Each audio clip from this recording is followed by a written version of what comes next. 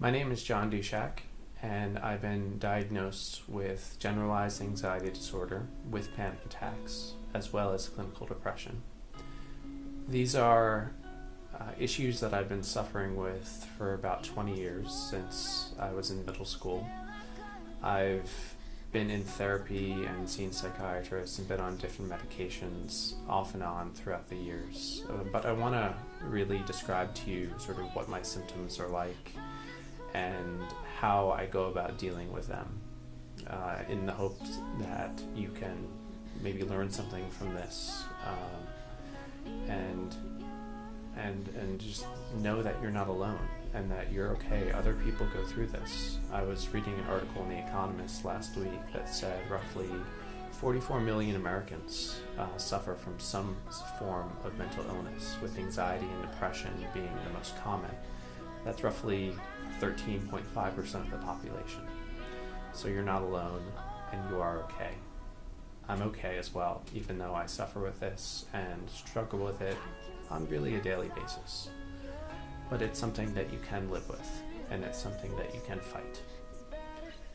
So the way my symptoms manifest themselves are really through my gastrointestinal system. A lot of people have panic attacks where they feel like they're about to have a heart attack or they're hyperventilating. Mine is more related to my stomach. One of the first indications that I'm having a panic attack is I'll feel flushed, I'll feel adrenaline start pumping, I will be short of breath, I'll have a cold sweat, I'll start shaking, my throat will tighten up, and my stomach will just feel absolutely awful, as if I'm going to throw up or have to go to the bathroom. And this is just a terrible thing. For one, when I experience these symptoms, when I'm out with other people, friends and family, I feel embarrassed. I want to hide them. And because I don't want them to see me that debilitated.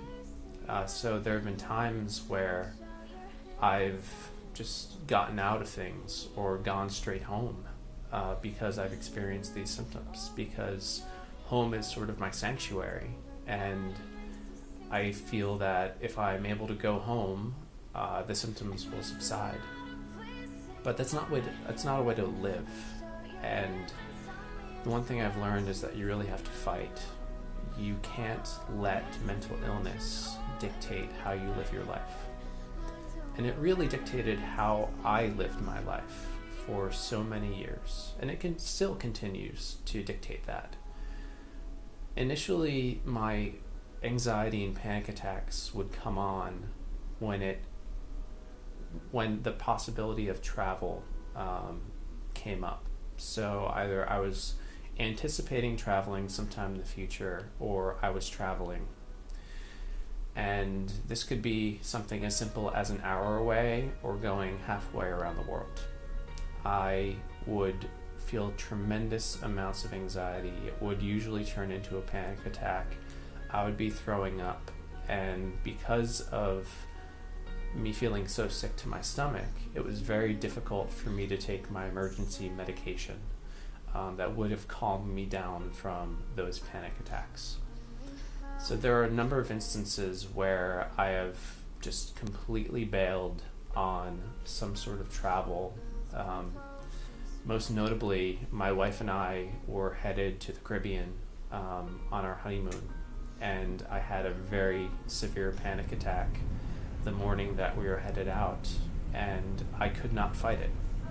I was out of my medication, and we ended up having to cancel the trip, and it's something I feel terrible about.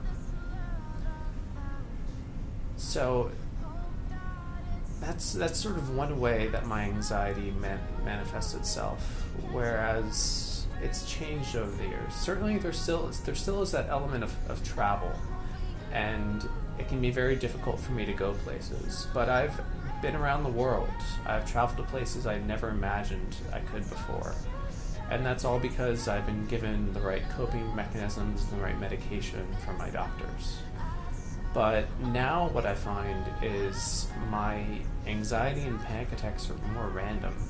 I can wake up in the morning feeling incredibly anxious, and that makes me feel that it's very difficult for me to go to work.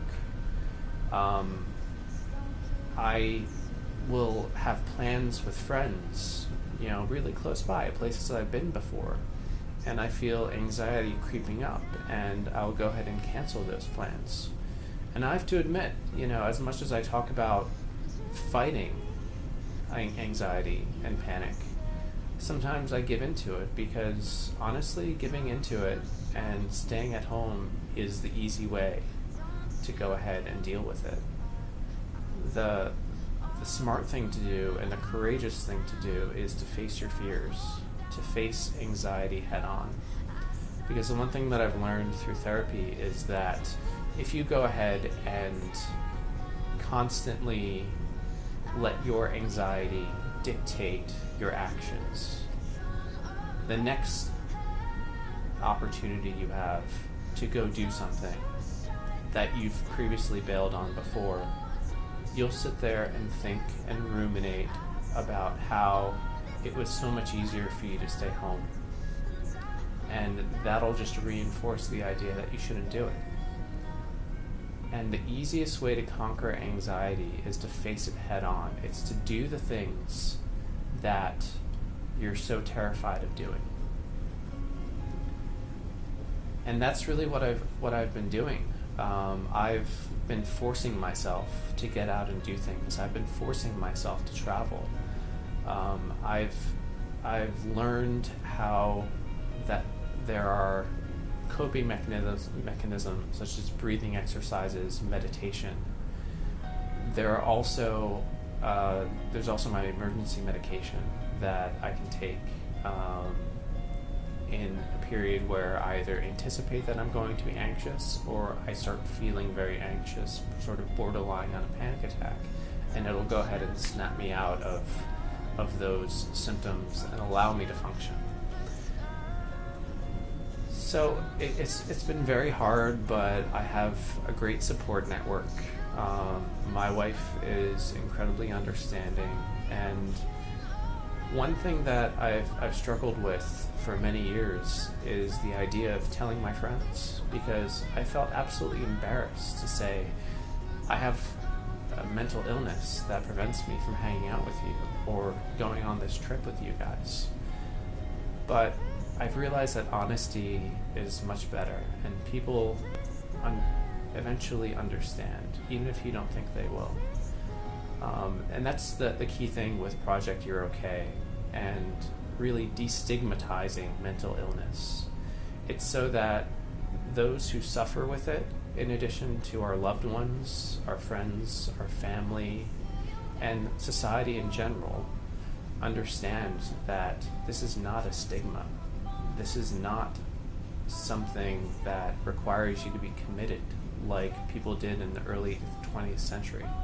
This is something that millions of Americans and millions of people around the world deal with. I'm one of them. You're one of them too. The key thing to remember is that you're okay. You're just like so many other people. And the difference between you and someone else is how you deal with your illness. And the first step is educating yourself. So I'm so glad you're watching these videos on Project UROK.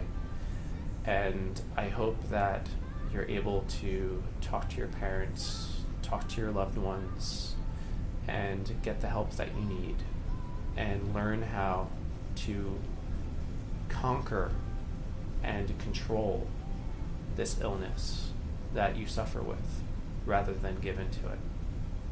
Thank you.